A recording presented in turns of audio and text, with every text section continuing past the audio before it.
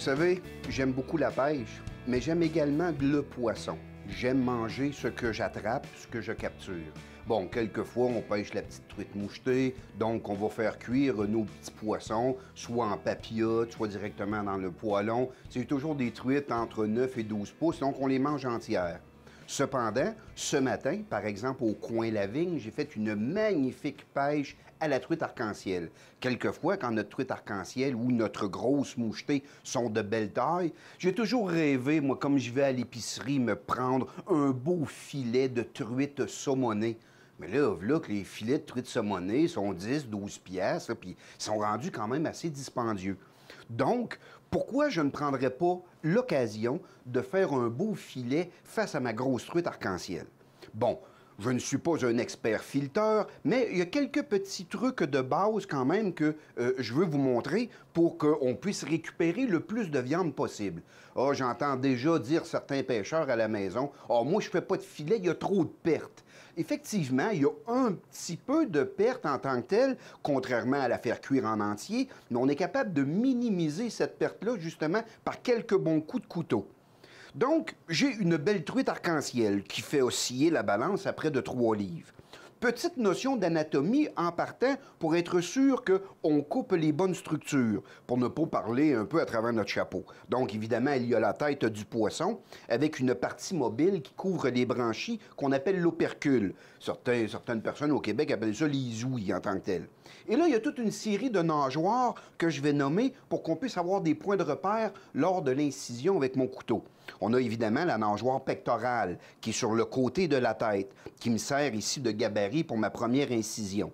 On a la nageoire pelvienne que je devrais, avec la pointe de mon couteau, passer juste au-dessus de la nageoire pelvienne. La nageoire anale, qui est simple ici près de l'anus, ne nous concerne peu.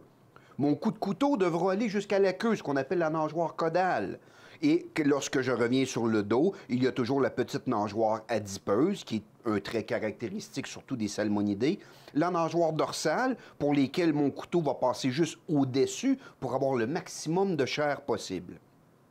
Donc ici, j'ai nommé les nageoires pour me donner un point de repère.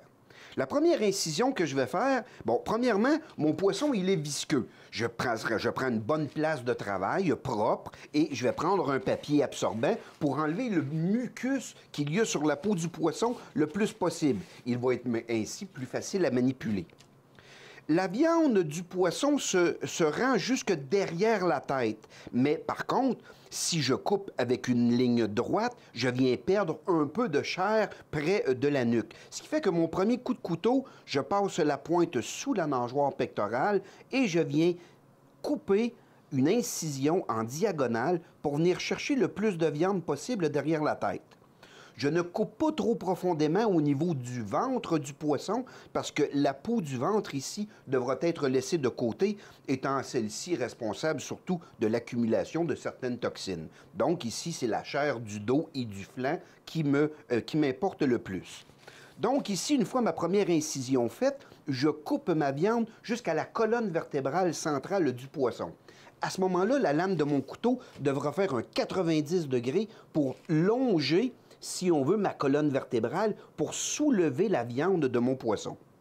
Et mon trait de couteau va passer justement au-dessus de ma nageoire dorsale. Ici, j'entends les côtes, qu'on appelle les arêtes, se trancher au fur et à mesure que mon couteau progresse le long du flanc du poisson.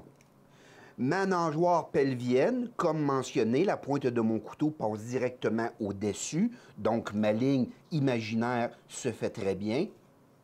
Je passe au-dessus de ma nageoire anale et je me rends jusqu'à la queue et la nageoire caudale. Ici, au niveau du transport, un petit point de règlement, il est primordial et très, je dirais, légal de garder un morceau de peau sur notre filet pour le transport du poisson. Il est interdit de transporter un filet sans sa peau. Alors, voici mon premier morceau de filet que je ferai quelques opérations ultérieurement pour finaliser mon travail. La problématique où il y a beaucoup de pertes, c'est au niveau du deuxième filet, lorsque je vire mon poisson de côté. Parce qu'ici, j'ai mis la tête vers la gauche pour que le dos soit de mon côté, parce que vu que je suis droitier, ça va très bien pour enlever la chair de mon poisson. Cependant, lorsque je vire mon poisson de côté, de l'autre bord, bien là, c'est le ventre du poisson qui est vers moi, ce qui est un petit peu difficile pour un droitier. Donc, je vais mettre la tête de mon poisson vers la gauche, mais à ce moment-là, mon couteau va mal travailler un peu en sens inverse. Voici le truc que je vous donne. Il n'y a aucun inconvénient de commencer par la queue.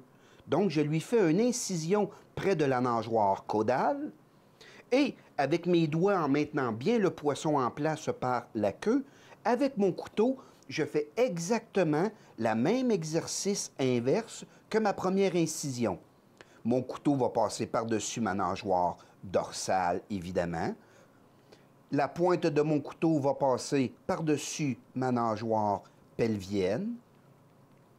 Et si jamais je dois récolter un peu de ventre avec mon incision, je réparerai le tout une fois mon opération terminée. Ce petit truc en partant de la queue fait en sorte que lorsque je vais arriver à la tête, je fais toujours mon incision en diagonale comme j'ai commencé du côté précédent. Et à ce moment-là, lorsque j'arrive avec mon trait de couteau final, je suis en mesure de récolter mon deuxième filet sans avoir aucune ou presque pas de perte. Ce qui va rester de mon poisson, c'est la viande du ventre que je m'empresse ici de tailler juste au-dessus des nageoires que j'avais préalablement identifiées.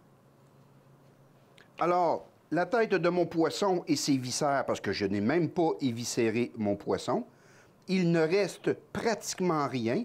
Un peu de filament de viande au niveau de la nageoire dorsale, mais elle était pleine d'os ou d'arêtes de toute façon. Je mets ça de côté. J'essuie un peu ma table de travail pour finaliser mes deux filets. Lorsque je reprends le filet, vous avez entendu les arêtes que j'ai sectionnées lors de ma première incision. Eh bien, ces arêtes-là viennent tapisser un peu le ventre du poisson. Ce qui fait qu'avec la pointe de mon couteau, je viens ici les dégager doucement et je suis en mesure de les soutirer au complet pour me faire un filet complètement sans arête. Donc, délicatement, avec la pointe de mon couteau, je longe les côtes, finalement, de la cage thoracique de mon poisson. Et finalement, ce que j'en retire, c'est un lambeau de peau. On voit très bien les arêtes ici qui se sont détachées. Donc, toute la cage thoracique est maintenant enlevée de mon filet, ce qui me fait un filet au niveau du flanc absolument sans arête. Cependant, il me reste un petit arête au niveau de la colonne vertébrale qui est enfoui profondément dans les chairs du poisson. À ce moment-là, je m'en vais dans mon coffre d'outils. Je prends une vulgaire paire de pinces, appelée communément des longues noses, donc une pince à bout pointu. Et avec mon doigt, lorsque je sens la tête d'une arête, je prends ma paire de pinces et en tirant d'un petit coup sec, je suis en mesure de la retirer de ma chair. J'en ai à peu près une quinzaine comme ça à enlever, ce qui fait qu'au moment de la cuisson, toute la famille et les amis sont super heureux de ça parce que mon filet, il est exempt d'arêtes, autant au niveau du flanc qu'au niveau de la chair. C'est un salmonidé, aucune problématique à le faire cuire avec la peau. Sinon, une fois rendu à la maison, vous pouvez enlever la peau et confectionner ou cuisiner votre poisson de la façon que vous voulez. Il me reste le deuxième filet à traiter. De la même façon, j'enlève complètement ma ligne d'arête le long de la cage thoracique. Et ici, je vais couper ma nageoire pelvienne qui était restée attachée à mon filet. Alors, j'ai deux magnifiques filets de truite arc-en-ciel, tels que je les retrouve à l'épicerie à un prix exorbitant, mais c'est le fruit de ma pêche. Et je suis en mesure de confectionner un repas sans arrêt à tous les convives qui vont vouloir se joindre à moi. En passant et en terminant, je tiens à remercier beaucoup Le Coin La Vigne de m'avoir permis d'utiliser ces facilités aujourd'hui pour pouvoir transformer ma magnifique truite arc-en-ciel que j'ai pris dans un de leurs lacs aujourd'hui.